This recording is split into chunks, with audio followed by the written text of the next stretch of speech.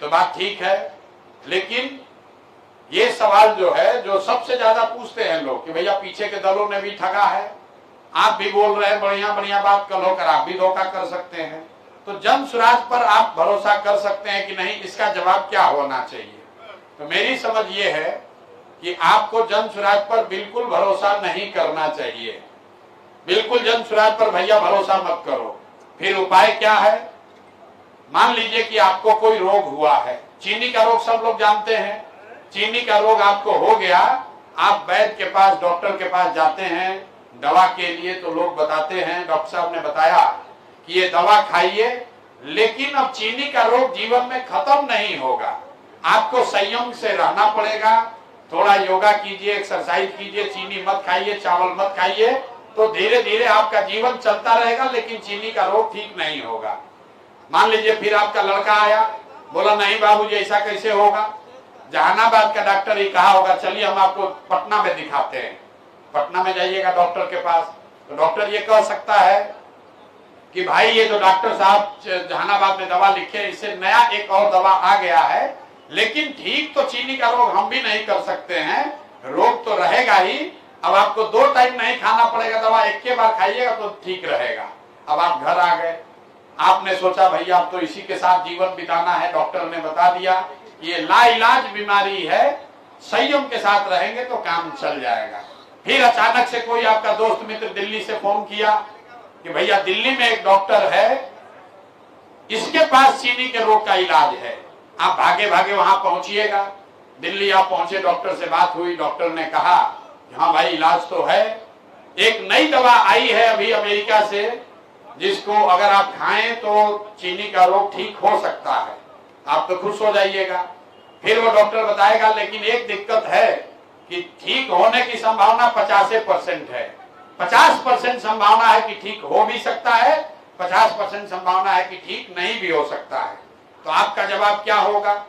आपका जवाब ये होगा कि भैया 50% तो संभावना है ना, चलो आप ट्राई करके देखो, शायद ठीक हो जाए। तो मैं ये उदाहरण इसलिए दे रहा हूं कि बिहार में जितने दल हैं वो पहले से, जो यहाँ राजद है, जदयू है, भाजपा है, वो वही पुरानी दवा है जिसको खा खा के आप देख के सब परख के देख लिए, अब उसमें सुधार नहीं हो रहा है। और जन स्वराज एक नई दवा आई है जो काम कर भी सकती है, काम नहीं भी कर सकती है। तो अब आप लोग तय कर लीजिए कि नया दवा ट्राई करना चाहते हैं कि पुराना एक्सपायर दवा ही खाकर जीना चाहते हैं। आप तय कर लो भाई, नया दवा खाना है ना, तो नया दवा में कोई गारंटी नहीं है कि ठीक होगा, 50% चांस है। तो जहानाबाद का आदमी क्या कहेगा, अरे भाई 30 बरिस से लालू नीतीश भाजपा कांग्रेस को देख के थक गए, चलो एक बार नए ट्राई करके देख लेते हैं, शायद कुछ ठीक हो जाए। और अगर नहीं ठीक होगा तो 5 बरिस के बाद आपके पास फिर उपाय है, आप जैसे दूसरे दल को हटाते हो वैसे जन स्वराज को भी मार के हटाइए।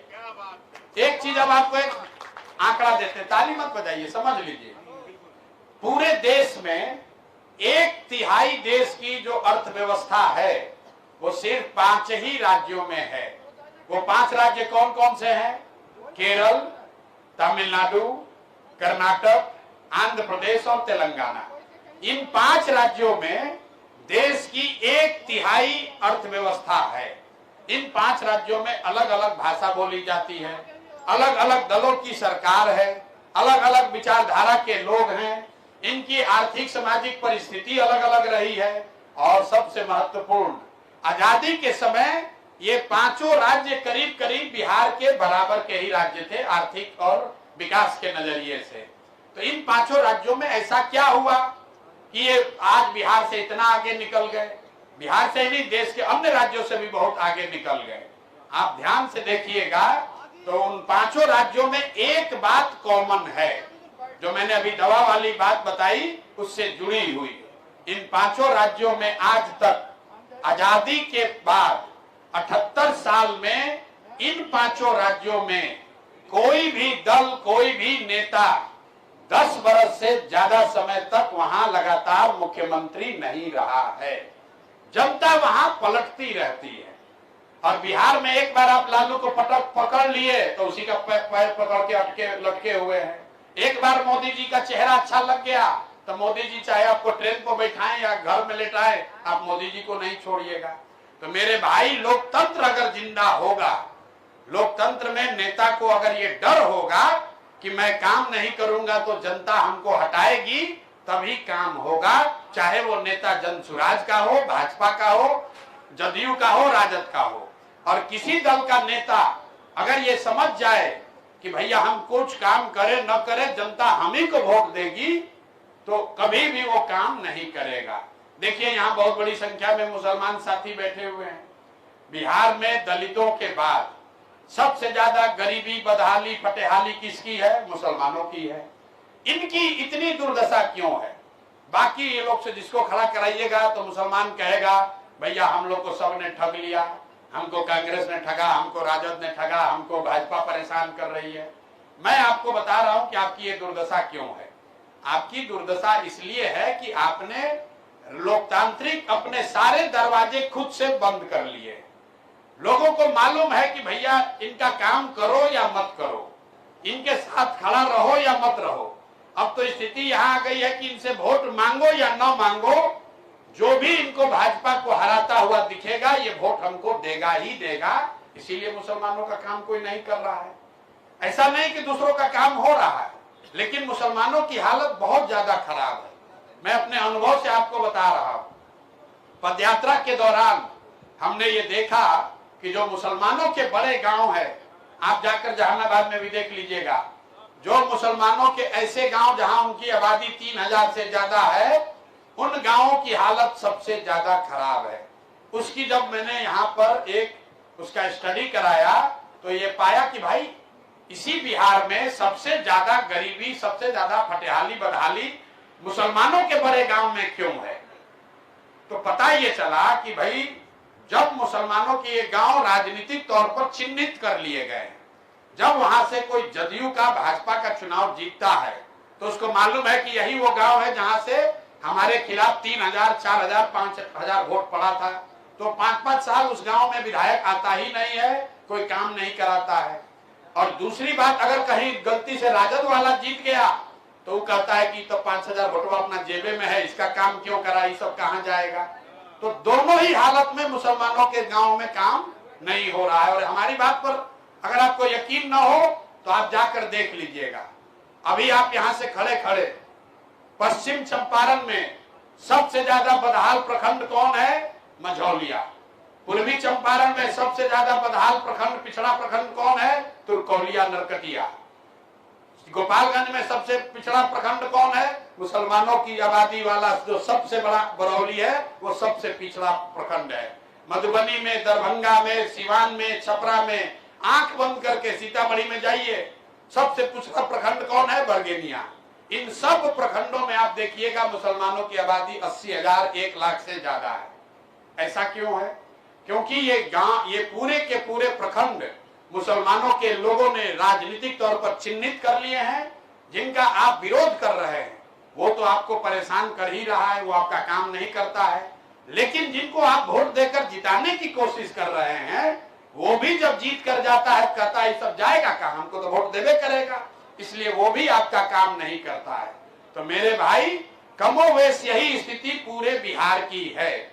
लोगों को मालूम है कि 5 बरस लोग अपने विधायक को, सांसद को गाली देते हैं, उससे परेशान हैं, उसको सबक सिखाने की बात करते हैं। लेकिन जैसे ही चुनाव आएगा तो जैसे मुस्लिम साथी भाजपा के डर से वही लालटेन को वोट देते हैं, उसी तरह हिंदुओं का एक बड़ा वर्ग है जिसको लालू जी से डर लगता है, लालू के जंगल राज से डर लगता है। वो कहता है चलो कतनो खराब है, लालू से तो ठीक है भैया, चलो इसी को वोट दे देते हैं।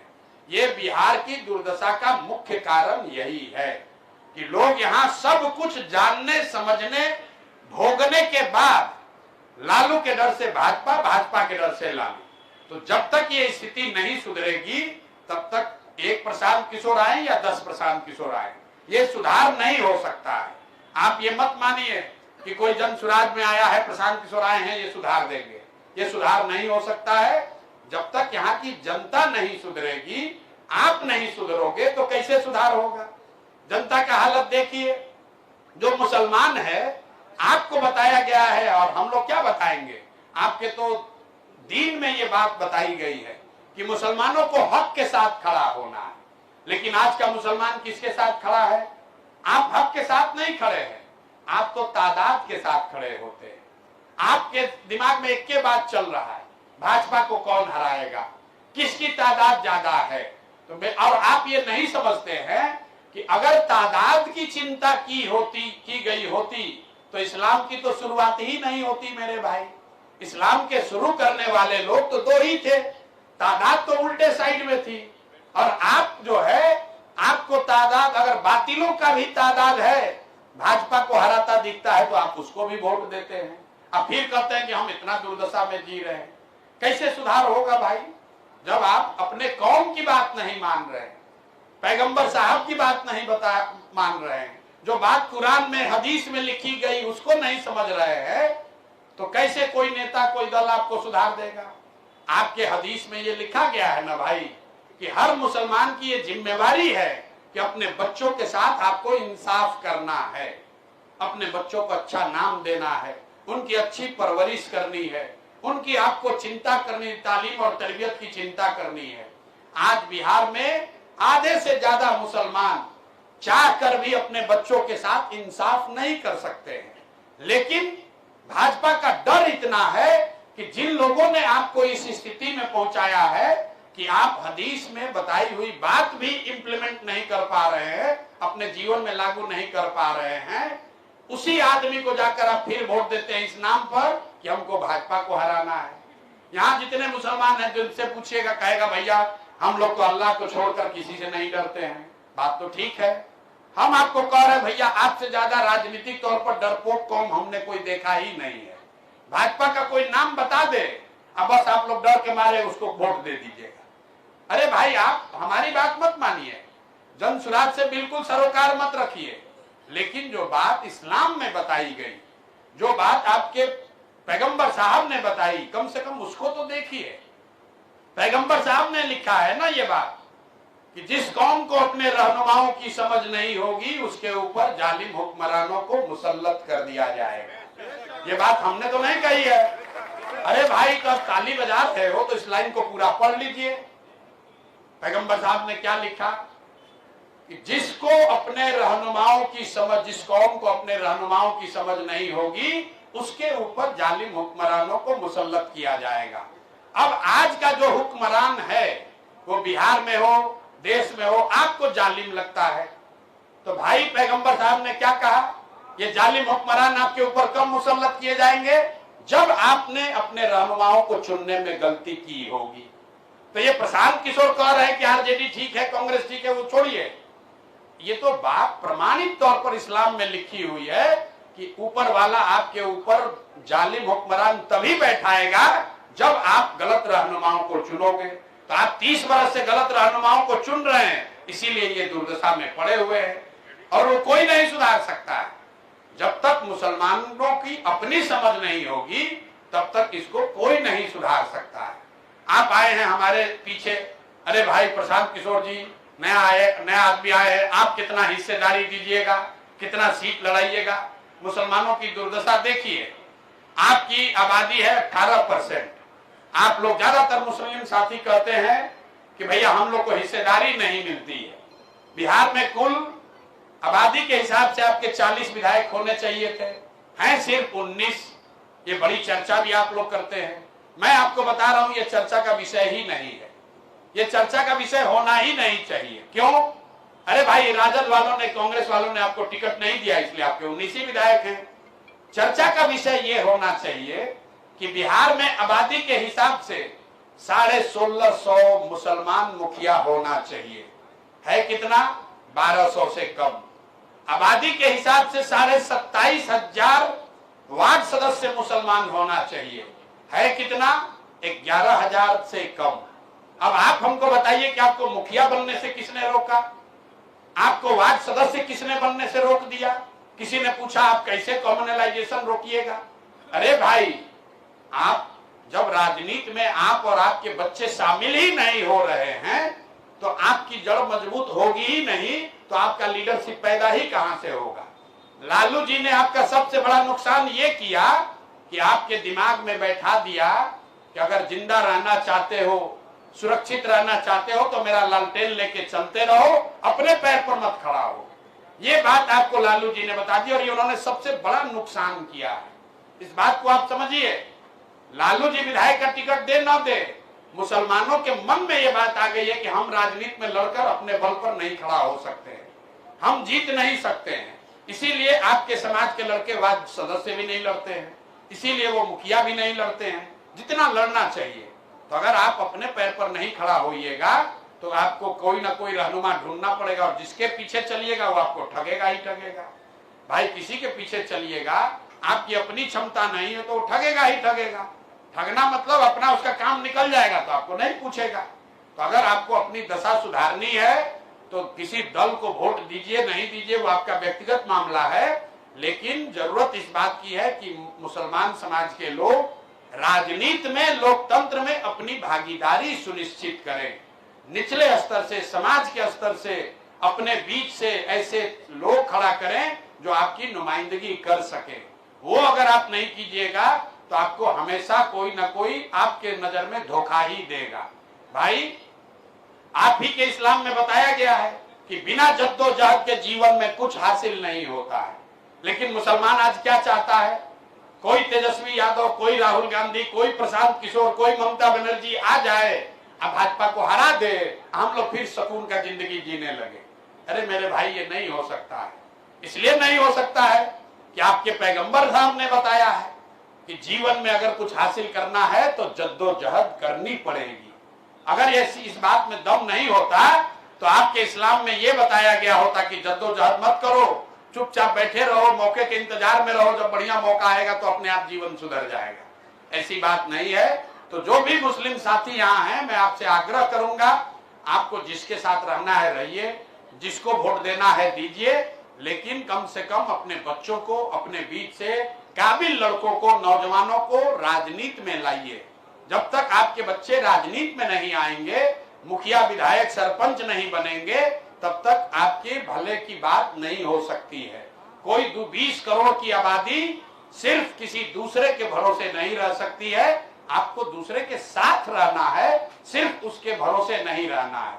तो ये हो गई मुसलमानों की बात। अब दो बात मैं आपको बताऊंगा कि जन सुराज, 3 बात जो महत्वपूर्ण है कि शिक्षा कैसे सुधारेगा, पलायन कैसे रोकेगा, और तीसरी बात बिहार में भ्रष्टाचार कैसे कम होगा। तो उल्टा ही शुरू कर लेते हैं, भैया बिहार में भ्रष्टाचार कैसे खत्म होगा। तो हम उनमें से नहीं है जो ये कहता है कि हम आएंगे जीत के तो भ्रष्टाचार रोक देंगे। कोई किसी के पास दुनिया में ये सॉल्यूशन नहीं है, उपाय नहीं है कि वो जीत कर आएगा, कोई कानून बना देगा, भ्रष्टाचार खत्म हो जाएगा। भ्रष्टाचार किसी एक व्यक्ति, किसी एक कानून से नहीं सुधर सकता है। लेकिन दुनिया में जो देश आज ईमानदार देश के तौर पर जाने जाते हैं, आप में से कई लोग जानते होंगे, स्कैंडिनेवियन कंट्री जो हैं, डेनमार्क है, फिनलैंड है, स्वीडन है, नीदरलैंड्स है, कुछ दूसरे देश जैसे सिंगापुर है, न्यूजीलैंड है, इन देशों को आप, जिनको देश दुनिया में सबसे ईमानदार देश माना जाता है, वहां सबसे कम करप्शन है, आप उन देश की व्यवस्था को जाकर अध्ययन करेंगे कि भाई उन लोगों ने अपना भ्रष्टाचार कैसे कम किया। तो उन्होंने मूलतः 4 बातें की हैं जो कि जनसुराज बिहार में करना चाहता है। पहली बात उन्होंने ये की कि समाज में ये चेतना जगाई कि आप ईमानदार लोगों को चुनकर भेजिए।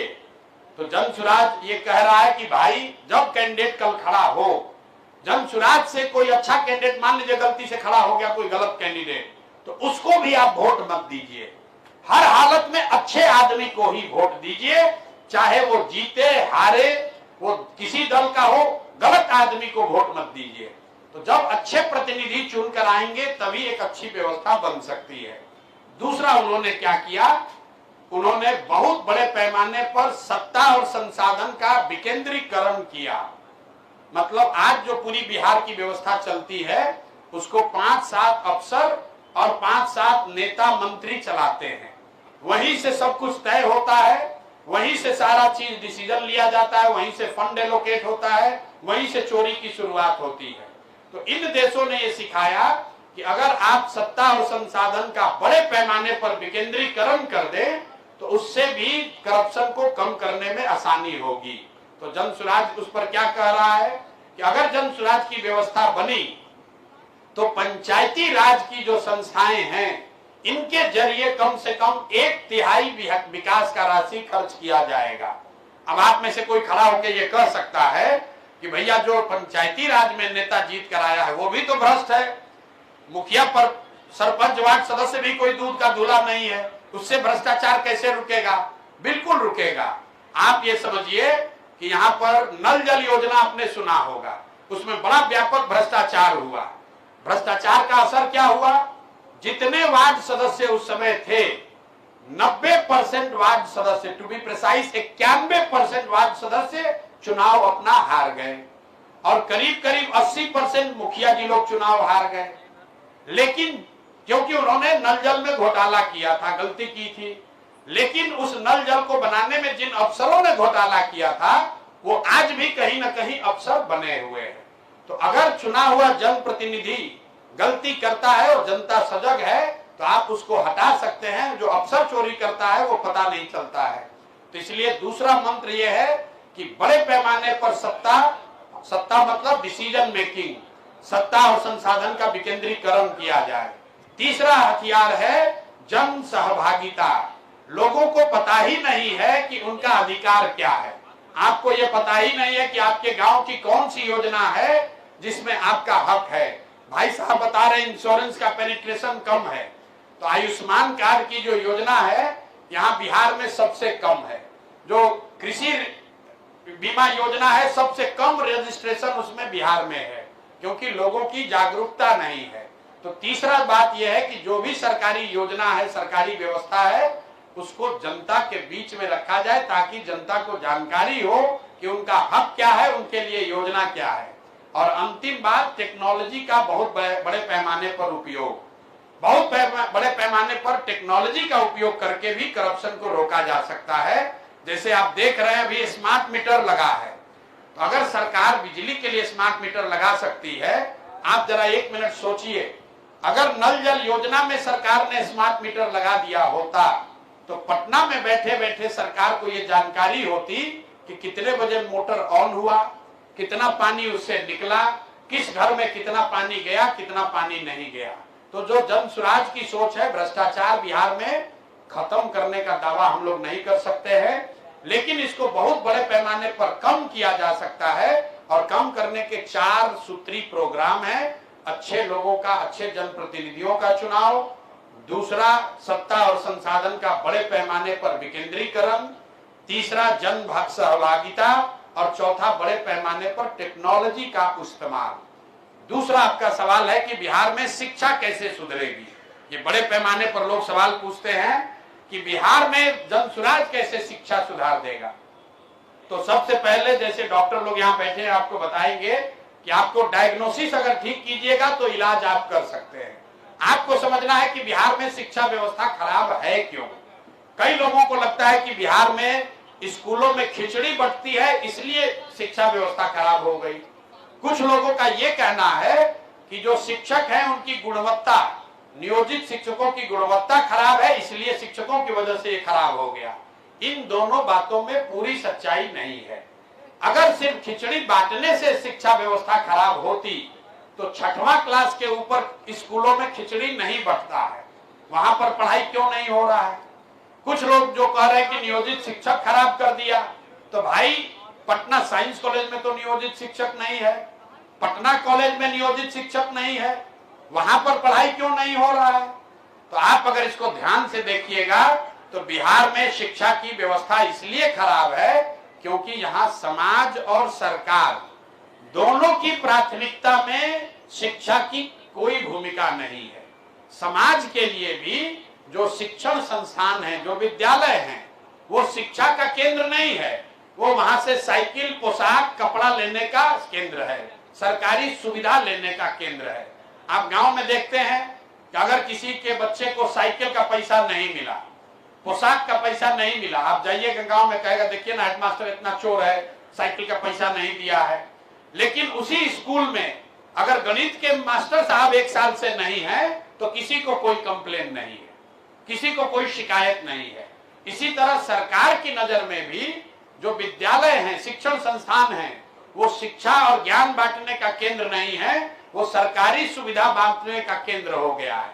जो ऊपर अफसर बैठा है वो ये सोचता है कि 60,000 करोड़ रुपया खर्चा हो रहा है, मास्टर लोग को इतना पैसा दिया जा रहा है, तो ये मास्टर लोग पढ़ा तो रहे नहीं है, तो चलो इनसे कुछ दूसरा ही काम करा लो। तो मास्टर लोग 300 दिन में 250 दिन गैर शैक्षणिक कार्य में, कभी वोटर रोल बनाने में, कभी सफाई अभियान में, कभी रैली निकालने में, कभी ह्यूमन चेन बनाने में, इसी सब काम में लगे हुए हैं, पढ़ा नहीं रहे हैं। अब इसका सुधार कैसे होगा? सुधार के लिए जन सुराज ने 2 पॉइंट प्रोग्राम रखा है। पहला कि जो दुनिया भर में लोगों ने सिखाया कि rather than taking good school to every child, take children to the good school. मतलब जैसे बिहार में अभी जो व्यवस्था है कि हर गांव में, हर पंचायत में एक स्कूल खुला है, इसका नतीजा क्या हुआ है कि जहां पर स्कूल का बिल्डिंग बना वहां पर टीचर नहीं है, जहां पर टीचर है वहां बिल्डिंग ढिमला रहा है, जहां दोनों है वहां बच्चे नहीं है, और जहां तीनों है वहां पर पढ़ाई नहीं है। तो इसको रिवर्स करने के लिए जन स्वराज ये कह रहा है कि हर गांव, हर पंचायत में स्कूल बनाने के बजाय हर प्रखंड में कम से कम 5 विश्व स्तरीय विद्यालय बनाए जाएं, ताकि और बच्चों को स्कूल बस की सुविधा दी जाए, ताकि वो अपने बच्चे आकर उस स्कूल में पढ़ सकें।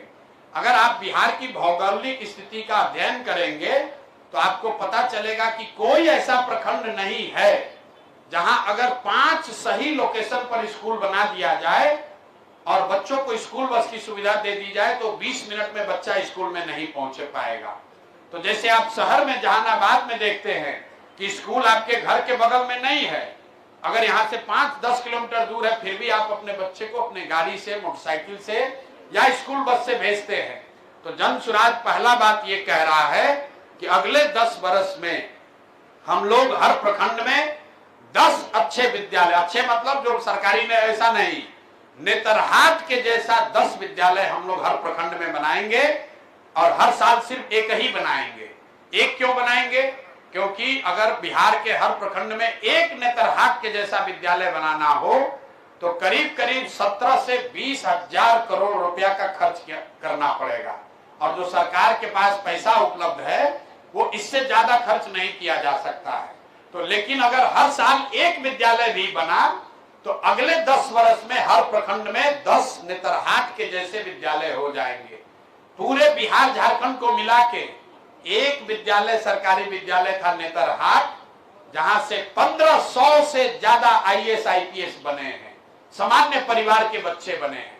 आप अंदाजा लगाइए कि अगर एक नेतरहाट से 1500 लोग सिविल सर्विस कंप्लीट किए, IAS IPS बन गए, अगर हर प्रखंड में 5 विद्यालय हो तो कितने लोगों का, कितने परिवारों का, कितने बच्चों का जीवन सुधर जाएगा। और एक से ज्यादा बनाया नहीं जा सकता है क्योंकि आपके पास पैसा उतना हो नहीं सकता है। दूसरा बात कि अगर आप 10 वर्ष में स्कूल बनाएंगे तब तो जो बच्चे आज पढ़ रहे हैं उनका क्या होगा?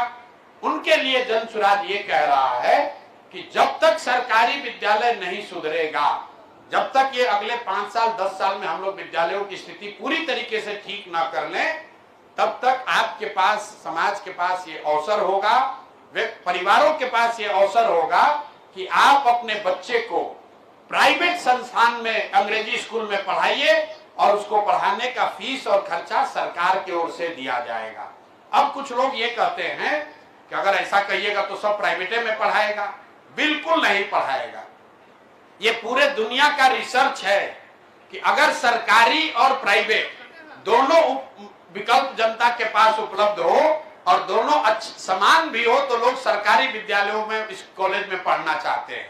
मान लीजिए कि आपको कोई कहेगा कि आपके बच्चे को साइंस कॉलेज में पढ़ने की सुविधा है, और अगर साइंस कॉलेज, अब दूसरा विकल्प आपके पास है कि आप अपने बच्चे को MAT में पढ़ाइए, उसका खर्चा सरकार देगी, तो यहाँ बैठा हुआ हर आदमी कहेगा कि भैया MAT नहीं चाहिए, हमको अपना बच्चा साइंस कॉलेज में पढ़ाना है। अगर आपको कोई कह दे कि आपका बच्चा पटना मेडिकल कॉलेज से मेडिकल कर सकता है और दूसरा विकल्प है कि रमैया में आपका बच्चा मेडिकल करेगा, उसका फीस सरकार भरेगी। तो आप क्या कहिएगा, भैया फीस नहीं चाहिए, हमारा लड़का पटना मेडिकल कॉलेज में पढ़ना चाहिए। तो अगर सरकारी स्कूल अच्छा हो तो लोग सरकारी स्कूल में ही जाएंगे। अब अभी तक का जो अनुमान है कि अभी जितने बच्चे सरकारी विद्यालयों में पढ़ते हैं, करीब करीब 1/3 बच्चों को प्राइवेट स्कूल में लोग ऑप्ट करेंगे। एक अंतिम बात, लोग को लग रहा है कि भाई प्राइवेट स्कूल में पढ़ेगा, पैसा कहां से आएगा। तो जो अभी सरकारी विद्यालय चल रहा है ये मुफ्त नहीं है, ये आपको लग रहा है कि मुफ्त है। बिहार में प्राइमरी स्कूल में पढ़ने वाले बच्चों के लिए आपके हमारे जेब से, जनता के जेब से 864 रुपया प्रति विद्यार्थी सरकार खर्च करती है। जो सरकारी विद्यालय आपको फ्री दिखता है उस पर एक बालक पर, एक विद्यार्थी पर आपका हमारा टैक्स का 864 रुपया खर्च होता है। और अगर गांव देहात में प्राइवेट स्कूल में फीस पूछिएगा कितना है, 400 है, 500 है, 600 है। और अगर सरकार उनसे निगोशिएट करे तो वो 300, 400, 500 में भी उन विद्यालयों में बच्चों को पढ़ाया जा सकता है। तो हम लोग का ये 2 पॉइंट प्रोग्राम है। एक कि अगले 10 वर्ष में हर प्रखंड में कम से कम 10 नेतरहाट के स्तर के विद्यालय बनाए जाए, और जब तक ये 10 साल न बने तब तक सबको ये सुविधा हो कि जब तक आपके इलाके में ऐसा विद्यालय नहीं बना है आप अपने बच्चे को प्राइवेट में पढ़ाइए और उसका फीस सरकार की ओर से दिया जाएगा। अब आप देखिए कितना आदमी उठ भी रहा है, उसको खाना भी खाना है, घरे भी जाना है, और लॉ एंड ऑर्डर भी गड़बड़ा गया है, लोग डरता भी होगा। अब अंतिम बात एक सुन लीजिए, उसके बाद हमको भी जाना है, कल कार्यक्रम लगा हुआ है। सबसे बड़ी लोगों की चिंता है रोजगार कहां से आएगा। प्रशांत किशोर कैसे कह रहे हैं कि 1 साल में पलायन रोक देंगे, बिल्कुल इसको रोक देंगे। अब आप लोगों को लगता है कि भैया खेती से रुकेगा, किसी ने कहा कि बिहार तो कृषि प्रधान है तो खेती के लिए आप क्यों नहीं बोलते हैं। हमारे तेजस्वी यादव जैसे महान विद्वान लोग हैं जो बता रहे हैं कि सरकारी नौकरी देके सुधार देंगे। तो पहले 2-3 आंकड़ा आप समझ लीजिए। बिहार में जिसको भी लगता है कि सरकारी नौकरी से व्यवस्था सुधर सकती है तो एक आंकड़ा याद रखिए, 78 साल के आजादी के बाद बिहार में चपरासी से लेकर मुख्य सचिव तक जितने लोग सरकारी नौकरी करते हैं उसकी संख्या जोड़िएगा तो वह है 23.25 लाख। 23.25 लाख लोग ही सरकारी कर्मी हैं, सरकारी नौकरी करते हैं। वो हुआ 1.97%, मतलब पूरी आबादी का 2% व्यक्ति ही सरकारी नौकरी कर रहा है। लोग चाहे जितना दावा कर लें कि हम 5 लाख दे दिए, 10 लाख दे दिए, प्योर झूठ बोल रहा है। भाई जो सरकारी नौकरी करता है उसको सैलरी जाती है, उसका कंट्रोलर ऑडिटर पूरा उसका हर महीने ब्यौरा जारी करता है कि उसको सैलरी गया ट्रेजरी से, सरकार से। तो कुल 23.25 लाख लोगों को ही नौकरी यहाँ है। और प्रशांत किशोर जनसुराज ये दावा नहीं कर रहे हैं कि हम आएंगे तो सरकारी नौकरी देंगे, वो हो ही नहीं सकता है। दूसरी बात, लोगों को लगता है कि यहाँ उद्योग धंधा लगेगा उससे सुधर जाएगा, उससे भी नहीं सुधरेगा। क्योंकि जो पूरी अर्थव्यवस्था है, आप में से जो लोग थोड़ा बहुत भी अर्थव्यवस्था समझते होंगे, अर्थव्यवस्था के 3 पिलर होते हैं। एक है कृषि, एक है उद्योग और एक है सर्विस सेक्टर। ये जो पूरा होटल है, विवाह भवन है, गाड़ी है, रेस्टोरेंट है, जितने तरह की आप सर्विस देखते हैं, सॉफ्टवेयर है, ये सारा। तो अभी पूरा देश का इकोनॉमी देखिएगा तो मैन्युफैक्चरिंग मतलब उद्योग और कृषि दोनों मिलाकर 35% ही होता है, और 65% है सर्विस सेक्टर। तो सबसे ज्यादा नौकरी रोजगार की संभावना सर्विस सेक्टर में है। और वहां पर रोजगार कैसे होगा, उसके लिए जनसुराज ने 3 पॉइंट प्रोग्राम दिया है कि कैसे यहां बिहार में हर घर में रोजगार होगा, पलायन कैसे बंद होगा। पहली बात हम लोग ये कह रहे हैं कि बिहार में से होने वाला पूंजी का जो पलायन है उसको अगले सरकार बनने के 6 महीने के अंदर रोक दिया जाएगा। पूंजी का पलायन क्या है? जो पैसा आप बैंक में रखते हैं, बैंक में जो आप पैसा जमा करते हैं, बैंकों की ये जिम्मेवारी है कि जितना पैसा हमने अपने बैंक में रखा उसका कम से कम 70% पैसा लोगों को ऋण के तौर पर, लोन के तौर पर मिलना चाहिए, ताकि लोग अपना घर बना सके, अपना रोजी रोजगार कर सके, कोई गाड़ी खरीद सके, कोई यूट्यूब चला सके, कोई कृषि में इन्वेस्ट कर सके, कोई दुकान खोल सके। बिहार में एक आंकड़ा है, इसको रिजर्व बैंक ऑफ इंडिया जारी करता है, यहां पर 70% नहीं, बैंक वाले सिर्फ 40% पैसा ही वापस दे रहे हैं। इसका असर क्या हो रहा है, आप में से शायद किसी को जानकारी न हो, पिछले फाइनेंशियल ईयर में, पिछले वित्तीय वर्ष में, पिछले साल बिहार की गरीब जनता ने बिहार के बैंकों में 4,21,000 करोड़ रुपया जमा किया। अगर 70% पैसा बिहार के लोगों को मिलता तो 2,80,000 करोड़ रुपया करीब करीब लोगों को मिलना चाहिए था, घर बनाने के लिए, रोजगार करने के लिए, बिजनेस व्यापार के लिए, पढ़ाई के लिए, कृषि के लिए। लेकिन चूंकि 40% पैसा ही बैंकों ने दिया, इसलिए लोगों को सिर्फ यहाँ 1,61,000 करोड़ रुपया मिला। बाकी का पैसा कहां गया? बाकी का पैसा बैंकों ने, state bank of India, HDFC, जितना ये बैंक देखते हैं, इन बैंकों ने बिहार से ये पैसा भेज दिया गुजरात में, तमिलनाडु में, आंध्र प्रदेश में, तेलंगाना में, केरल में, जहां पर उद्योग धंधे लग रहे हैं, जहां पर रोजगार हो रहा है, जहां पर बिहार के बच्चे जाकर मजदूरी कर रहे हैं। उन राज्यों में CD रेशियो, मतलब बैंक कितना लोन देता है वो कितना है? 90, 95, 100, 105। मतलब तमिलनाडु में अगर लोगों ने 100 रुपया बैंक में रखा तो बैंक ने 90 रुपया कर्ज दिया, और बिहार में लोगों ने बैंक में 100 रुपया रखा तो बैंक ने सिर्फ 40 रुपया दिया। इससे पिछले 1990 से लेकर पिछले साल तक, अब आप लोग ये आंकड़ा याद रखिए, क्योंकि कोई बिहार में इसकी बात नहीं करेगा, उसको समझ भी नहीं है और कोई बात भी नहीं करता है। 1990 से लेकर पिछले साल तक आपको लग रहा है कि 50 लाख बच्चा बेरोजगार गया है यहां से पलायन करके। 26 लाख करोड़ रुपया, 26 लाख करोड़ रुपया बैंकों ने यहां से पलायन करा दिया दूसरे राज्यों में। 26 लाख करोड़ रुपया, आप समझिए, अगर 26 लाख करोड़ रुपया बिहार के लोगों को उपलब्ध होता तो कितने ज्यादा लोगों ने रोजी रोजगार किया होता, उनको घर बड़ा बनाया होता, गाड़ी ज्यादा खरीदी होती। अगर ये बात आपको समझ में नहीं आई तो आप ऐसे समझिए कि आप लोग, ज्यादातर लोग आए होंगे गाड़ी से या मोटरसाइकिल से। ज्यादातर लोगों ने मोटरसाइकिल और गाड़ी खरीदने के लिए बैंक से कर्ज लिया है, इंस्टॉलमेंट आप देते हैं जिसको कहते हैं EMI। अगर बैंक से आपको गाड़ी और मोटरसाइकिल खरीदने का पैसा न मिले कर्ज के तौर पर, तो 10 में 8 आदमी गाड़ी मोटरसाइकिल नहीं खरीद पाएगा। लेकिन अगर ये कर्ज उपलब्ध हो तो आप बहुत बड़ी संख्या में और काम कर सकते हैं। तो जन सुराज का पहला काम यह है कि बिहार से पूंजी का पलायन रोका जाए, और 6 महीना के अंदर इस बात को किया जा सकता है, जिससे 2 से 2.5 लाख करोड़ रुपया बिहार में अलग से उपलब्ध होगा समाज के लिए, रोजी रोजगार के लिए।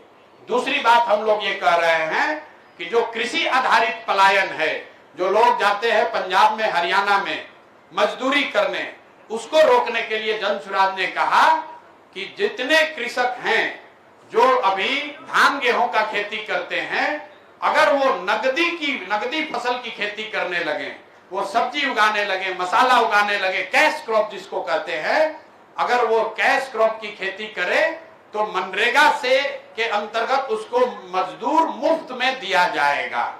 इसका फायदा क्या होगा कि जितने लोग मनरेगा के मजदूर हैं जो अभी चोरी हो रही है, वो पैसा वो मजदूर किसानों को मिल जाएंगे, और किसानों को फायदा ये हो जाएगा कि अभी आप धान उगा रहे हैं, गेहूं उगा रहे हैं, क्योंकि मजदूर नहीं है, अगर आपको फ्री में मजदूर मिल जाए तो प्रति एकड़ आपकी प्रोडक्टिविटी, आपकी लागत कम होगी और आपका इनकम बढ़ जाएगा। और तीसरी बात पलायन रोजगार के लिए हम लोग ये कह रहे हैं कि बिहार में सामाजिक बनावट ऐसी है कि यहाँ लोग मूलधन से ज्यादा ब्याज से डरते हैं। लोग कर्ज लेकर काम नहीं करना चाहते, सोचता है कर्ज में, ब्याज वाला में फंस जाएंगे, चक्रवृद्धि ब्याज में फंस जाएंगे, बर्बाद हो जाएंगे। अच्छे अच्छे घरों में लोग कोई रोजी रोजगार बिजनेस नहीं करना चाहते, क्योंकि वो डरते हैं कि लोन लेंगे तो हम पर इस पर ब्याज बहुत लग जाएगा, इससे हम कहीं फंस सकते हैं। तो इसलिए ये व्यवस्था बनाई जा रही है कि जब अगर जन सुराज की व्यवस्था बने तो लोगों को 10% ब्याज न देना पड़े, उनको सिर्फ 4% ब्याज पर ही लोन मुहैया कराया जाए, ताकि हर घर में हर युवा, हर महिला उसको 2 लाख, 4 लाख, 5 लाख का लोन 10%, 12%, 20% पर नहीं, 4% ब्याज पर उसको मिले, ताकि लोग अपना रिस्क लेकर उस पूंजी से अपना रोजी रोजगार कर सके, स्वरोजगार कर सके। हम लोग को लगता है कि अगर ये 3 बातें की जाएं, पूंजी का पलायन रोक दिया जाए, मनरेगा को कृषि से जोड़ दिया जाए और लोगों को सस्ते दर पर 4% पर लोन उपलब्ध करा दिया जाए, पूंजी उपलब्ध करा दिया जाए, तो 1 साल के अंदर 50 लाख से ज्यादा रोजगार के अवसर बिहार में पैदा किए जाएंगे और उसी से यहाँ पर पलायन रुकेगा, उसी से गरीबी बेरोजगारी दूर होगी। तो मूलतः ये 2 बात है। बाकी और जितना 100 सवाल आपने किया वो सवाल आप आगे और करते रहिएगा, नहीं होगा तो यूट्यूब पर देखिएगा। समय बहुत हो गया है, आप सब यहाँ आए, आपने अपनी बात भी रखी, थोड़ा क्योटिक यहाँ पे सिचुएशन था, उसके लिए माफी चाहते हैं। बाकी आपको अगर लगता है, एक अंतिम बात सुनकर जाइए, कई लोगों को लग रहा है कि भाई ये जो प्रयास है ये सफल होगा कि नहीं, तो मैं आपको महाभारत का एक उदाहरण देता हूं। महाभारत में अभिमन्यु की आपने कथा सुनी होगी। उनके बारे में लोग बताते हैं कि चक्रव्यूह भेदने के लिए अभिमन्यु ने संकल्प लिया, उनको ये जिम्मेवारी ली उन्होंने कि मैं चक्रव्यूह भेद दूंगा। चक्रव्यूह अभिमन्यु भेद नहीं पाए। 6 दरवाजे, ऐसा कथा में लोग बताते हैं कि 6 दरवाजा टूटने के बाद लोगों ने अभिमन्यु को घेर कर मार दिया। लेकिन आज इतिहास में आप और हम अभिमन्यु की कहानी पढ़ते हैं, अभिमन्यु की शौर्य गाथा की चर्चा करते हैं, उनको घेर के मारने वालों की चर्चा कोई नहीं करता है। तो बिहार में जो हम लोग कर रहे हैं, भले इसको करते हुए सब कुछ बर्बाद हो जाए, लेकिन हम लोग को पीछे नहीं हटना है। आपको तय करना है कि इस प्रयास में आप कंधा लगाना चाहते हैं कि बाहर बैठकर खाली कमेंट और कमेंट्री करना चाहते हैं।